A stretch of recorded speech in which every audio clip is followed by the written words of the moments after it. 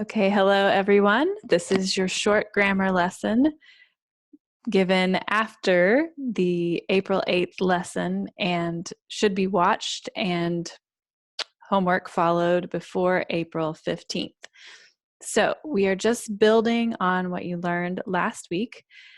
And we are going to use what you learned last week as well as one small extra to build some poetry this week.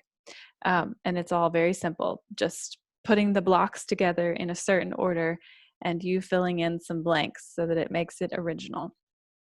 So let's go ahead and get started.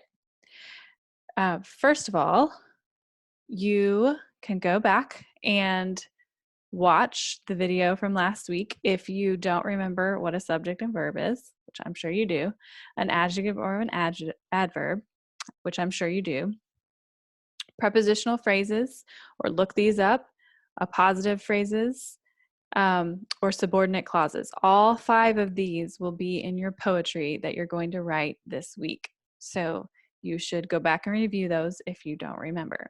It's all right there in the video. Skip around and listen to what you need to, and go back and look in your grammar workbook if you need to.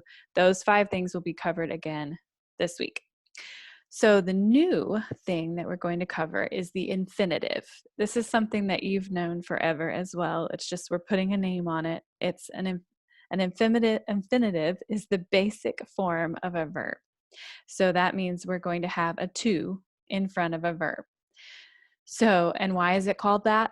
Because this form doesn't change. Most verbs change when you put a different kind of subject. For instance, if you say he, she, or it, you're going to use runs instead of the run that you would use with I or we or they.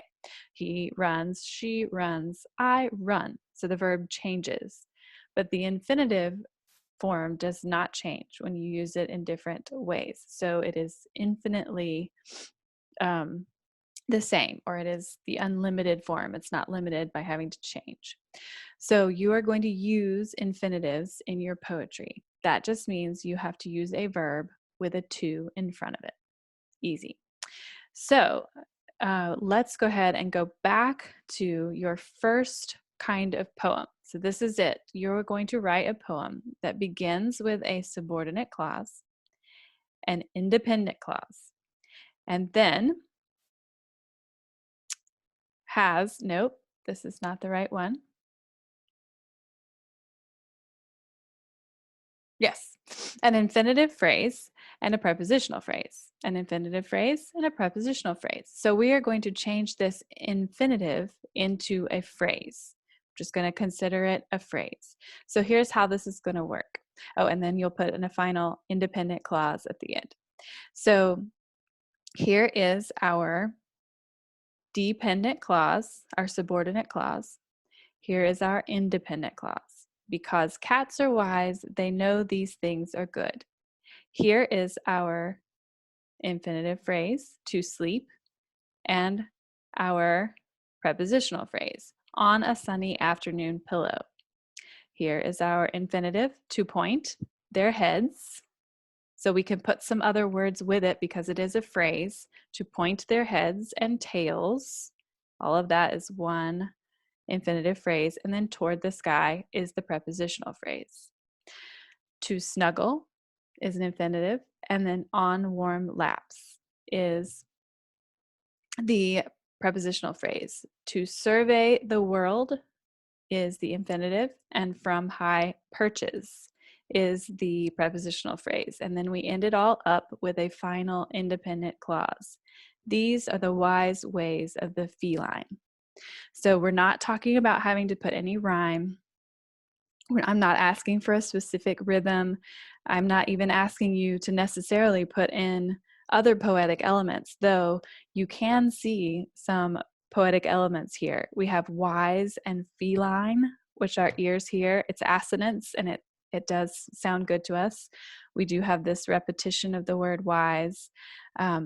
We have a little bit of alliteration with world and wise, perches and pillow, those kinds of things. So add in those things as you can to your poem. So your poem, this is what we're calling poem number 1 for the homework, is going to be about your quarantine, your time in quarantine. You do not have to use the word quarantine.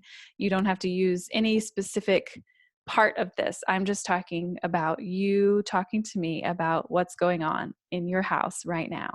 So it should be easy to give me a subordinate clause. Remember, it starts with a subordinate conjunction: when, before, although, since, those kinds of words, and then an independent clause, and then infinitives and prepositional phrases, and then a final independent clause. So your poem is going to end up something like this. That's poem number 1. Poem number 2 is going to have this form: noun, a positive prepositional phrase. Noun, a positive prepositional phrase. Remember that your appositives rename the noun. It has to be a noun itself. It can't be about the noun. It's not an adjective phrase. It's an appositive, meaning it's another name for the noun.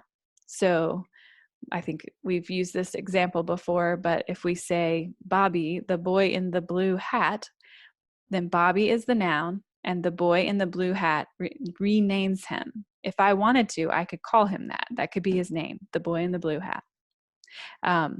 So an appositive renames a noun. Then we've got another subordinate clause, independent clause, with that comma in between. And then we have a final independent clause to sum up your poem. So this is poem number 2. We're just mixing and matching all of these different things that we are studying with our grammar. 2 poems due on April 15th, and they are simple. Oh, the second poem can be about anything you'd like.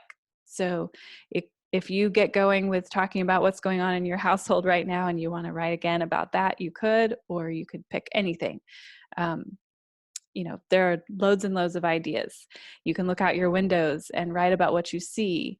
You can walk around your yard and write about all the things that you feel and think. Talk about your birthday, or what you're looking forward to in summer, or a meal that your mom made, or some things that you miss during this time, or anything you'd like. So there are limitless ideas about that. So, oh yes, just my example of this. So here's my poem that follows this form. Bread, the sustainer of life, there we rename, that's the appositive, in the oven. Children, those inquisitive beings, out to play. Books, adventures in paper, on the shelf. When I finish my work, I will fire away to Bayern. I love my illimitable, interminable, unfathomable life. And there's the last little part. In the homework, I have given you the idea of throwing in some of your vocabulary words, either from this time or from other chapters. Feel free to toss those into your poems as you will. So that's it for today. Remember, if you've forgotten anything from the last time, feel free to go back to the previous grammar lessons and listen, or look in your books, whatever you need to do. So that's it, and I'll see you on April 15th.